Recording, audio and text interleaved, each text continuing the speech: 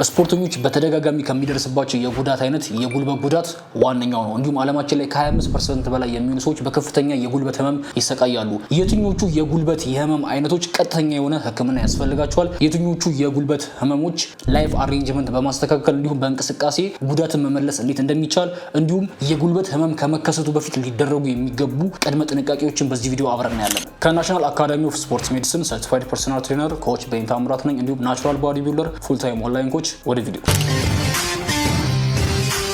በመጀመሪያ የምናየው የትኞቹ የጉልበት የህመም አይነቶች ቀጥተኛ የሆነ የህክምና ድጋፍ ያስፈልጓቸዋል የሚለው ነው። አንዳንዴ የጉልበት ህመም በሚፈጠር ሰዓት ቸል በማለት እንዲሁም በሂደት ይሻለኛል በሚል በኋላ አላስፈላጊ ለሆነ ሰርጀሪ እንዲሁም ህመሙ በቀላሉ ሊመለስ እየቻለ ነገር ግን አስፈላጊውን እርምጃ በጊዜ ካለመውሰድ ህመሙ ልናባብሰው እንችላለን። አራት የጉልበት ህመሞችን እናያለን። እነዚህ ህመሞች ከተፈጠሩ ቀጥተኛ የሆነ ህክምና ይፈልጋሉ። የመጀመሪያው ጉልበት ላይ ጉዳት ከደረሰ በ3 እና በ4 ሰዓት ውስጥ ጉልበት ላይ እብጠት የሚፈጠር ከሆነ የእብጠቱ ደረጃ ከፍተኛ የሚሆን ከሆነ ቀጥተኛ የሆነ ህክምና ያስፈልጋል ወይንም ሄዳችሁ የህክምና ባለሙያ ማየት ይኖርባችኋል። በሁለተኛነት የምናየው ጉልበታችሁን ሙሉ ለሙሉ መዘርጋት ከከበዳችሁ ይሄም ቀጥተኛ የሆነ የዶክተር እገዛ ይፈልጋል። ይሄም እንደ ሚኒስክስ ቴር፣ ኤስኤል ቴር ተፈጥሮ ሊሆን ይችላል። ሶስተኛው ጉልበት የመጣመም ባህሪ ካመጣ ይሄም ቀጥተኛ የሆነ የህክምና ድጋፍ ይፈልጋል። ከመገጣጠሚያ በላይና ከመገጣጠሚያ በታች ያለው ሰውነታችን ወደ ቀኝና ወደ ግራ የመንሻፈፍ ባህሪ ካመጣ ይሄም ብዙ ጊዜ ከመውደቅ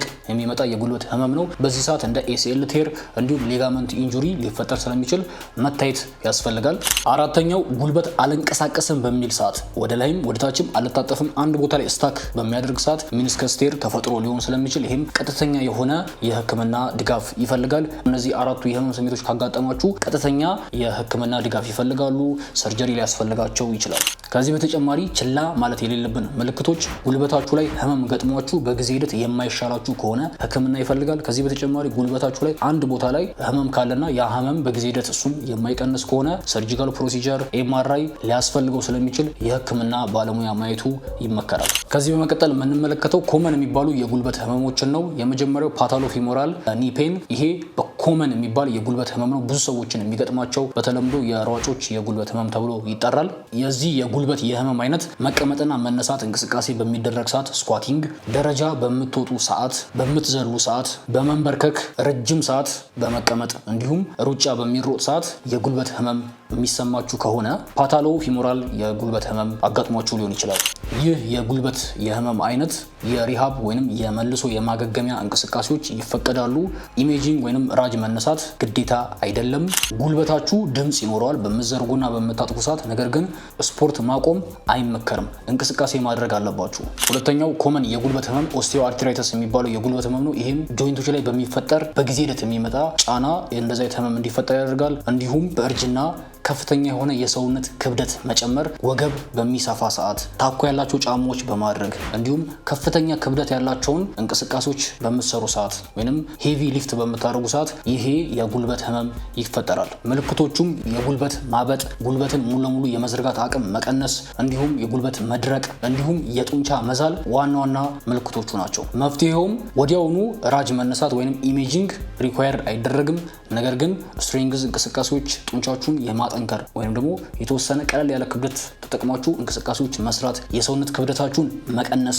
በእነዚህ ሂደቶች ሙሉ ለሙሉ ህመማችሁን ማገገም ወይንም ሰርጀሪም ካስፈለገ ሰርጀሪ የምታደርጉበትን ጊዜ ማራዘም ትችላላችሁ። የዳሌና የታችኛው ጀርባ ህመሞች የጉልበት ህመምን ሊያስከትሉ ይችላሉ። አንዳንዴ ተያያዥ ይሆናል መንስኤው። ስለዚህ ሁሉም የጉልበት ህመሞች መንስኤያቸው የጉልበት ህመም ላይሆን ይችላል። እንዴት ነው የጉልበት ጉዳት ሊያጋጥመን የሚችለው? በሁለት መንገዶች የጉልበት ጉዳት ይገጥመናል። የመጀመሪያው ከባድ ጉዳት በሚገጥመን ሰዓት ነው። ይሄም ዱሪንግ ስፖርት ለምሳሌ እግር ኳስ፣ ባስኬትቦል፣ ሩጫ በምንንቀሳቀስ ሰዓት ወይንም ቶሎ በምንዞር ሰዓት የጉልበት ጉዳት ይፈጠራል። ይሄም እንደ ኤሲኤል ቴር ወይንም የሊጋመንት መበጠስን ያመጣል። ሁለተኛው የጉልበት ህመም መንስኤው ከባድ ያልሆኑ ጉዳቶች ናቸው። ይሄም የሚፈጠረው የእንቅስቃሴ ጫናና ሪከቨር የማድረግ ጫና በማይመጣጠኑ ሰዓት ነው። የእንቅስቃሴ ጫና ማለት በድግግሞሽ በብዛት እንዲሁም በክብደቱ ሰውነታችን ሪከቨር ማድረግ ከሚችለው አቅም ጋር ሲነጻጸር በሚበልጥ ሰዓት የጉልበት ህመም ይፈጠራል። ለምሳሌ ሩጫ የምትሮጡ ከሆነ ለረጅም ጊዜ ስትሮጡ የነበራችሁት ግማሽ ማራቶን ከሆነ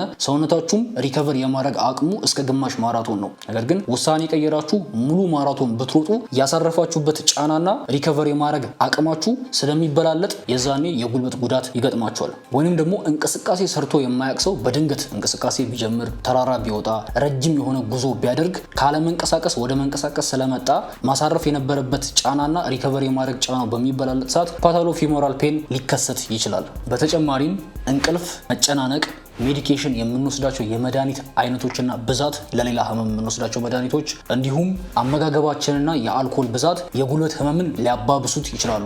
በሌላ ጎኑ ጥሩ ጎኖች ናቸው። ምክንያቱም ይህንን ራሳችን መቆጣጠር ስለምንችል። እንዴት አድርገን እናገግም? የሪሃብ ስራዎች። ሪሃብ ላይ የመጀመሪያው ምንም አይነት ኩዊክ ፊክስ ወይንም ወዲያውኑ መፍትሄ የሚያመጣ ነገር የለም። በሁለተኛነት ሪሃብ ላይ ተፈጥሯዊ የሰውነት ሁኔታችን፣ አካሄድ፣ የእግር አቀማመጥ፣ እነዚህ ሁሉ የጉልበት ህመም መንስኤ ላይ ሆኑ ይችላሉ።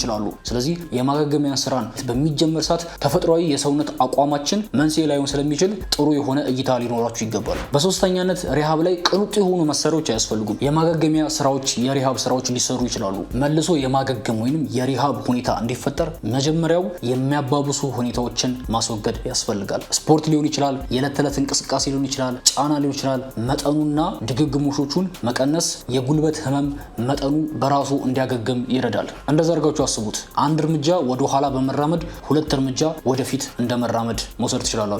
ስኳት ወይንም መቀመጥ መነሳት እንቅስቃሴ የምትሰሩ ከሆነ የምትሰሩት እንቅስቃሴ ጉልበታችሁን እየጎዳው ከሆነ እንቅስቃሴውን የሚተካ ሌላ እንቅስቃሴ መስራት ወይንም ጫናው መቀነስ፣ የተወሰነ ወደ ኋላ ሄዳችሁ ስታገግሙ ግን መጀመሪያ ስትሰሩት የነበረውን እንቅስቃሴ እንድትሰሩ ይረዳችኋል። ምናልባት ጉልበታችሁን ስላመማችሁ ሁለተኛ ስፖርታዊ እንቅስቃሴ አልሰራም ብላችሁ ወስናችሁ ከነበረ ምናልባት ድጋሚ ማሰብ ይኖርባችኋል። እንቅስቃሴን ሙሉ ለሙሉ ማቆም ሳይሆን ጫናን መቀነስ፣ የሚያባብሱ ሁኔታዎችን መቀነስ የመጀመሪያው የሪሃብ ውሳኔ ነው። ሁለተኛው የሪሃብ መፍትሄ በቀላሉ ሊተኩ የሚችሉ እንቅስቃሴዎችን ፈልጎ ህመም በሚፈጥሩ እንቅስቃሴዎች መተካት ነው። ክብደት ለመቀነስ ፈልጋችሁ በጉልበት ህመም ምክንያት መሮጥ ካልቻላችሁ ረጅም የሆነ እርምጃ መራመድ ትችላላችሁ። ስለዚህ የጉልበት ጫናን ህመም የሚያስከትሉባቸውን እንቅስቃሴዎች ሁሌም ቀለል ባሉ እንቅስቃሴዎች መተካት ያስፈልጋል። በሶስተኛነት ጉዳት ላይ የሚያተኩሩ እንቅስቃሴዎችን መስራት ጉልበት ላይ የሚፈጠሩ ህመሞችን ለመቀነስ ይረዳል። ኃይልን፣ ጥንካሬን፣ ጉልበትን በሙሉ አቅጣጫ አጥፎ መዘርጋትን ለመጨመር በዙሪያ ያሉትን መስሎች ማሰራት ይመከራል። እንደ ግሉት የመቀመጫ ጡንቻ፣ ኳድራይሴፕስ ከላይ ያለው የታፋ ጡንቻ እንዲሁም ሃምስትሪንግ ከጀርባ ያለው የታፋ ጡንቻ። በዙሪያ ያሉትን ጡንቻዎች በምታጠነክሩ ሰዓት ጉልበታችሁ እንዲያገግም አጋዥ ሁኔታዎችን ይፈጥራሉ።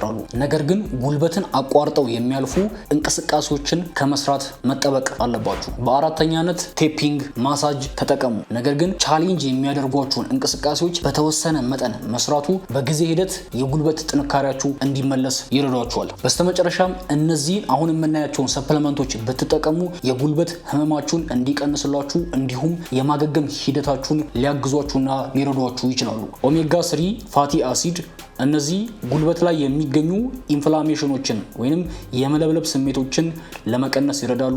በቀላሉ ከአሳ ልታገኟቸው ትችላላችሁ ወይንም ደግሞ በሰፕሊመንት መልኩ ይገኛሉ። ዘ ሪቢውልደርስ ወይንም ግሉኮሳማይን፣ ኮላጅን፣ ፔፕታይድ እነዚህም ጥሩ የጉልበት ህመምን ለመቀነስ የሚረዱ ሰፕሊመንቶች ናቸው። ቫይታሚን ሲ፣ ቫይታሚን ዲ፣ ቫይታሚን ኢ እነዚህ ጉልበት ላይ ያሉ ህመሞችን ለመቀነስ ይረዳሉ።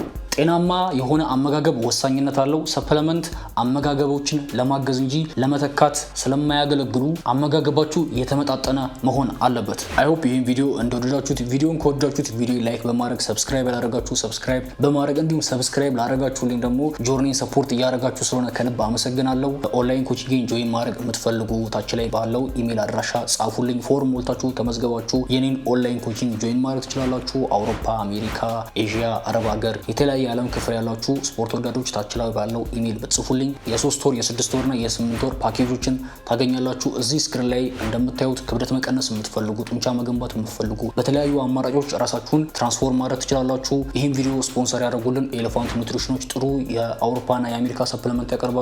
ታች ላይ ባለው ቁጥር ደውሉላቸው። በቀጣይ ቪዲዮ እስክንገናኝ ድረስ ባባይ።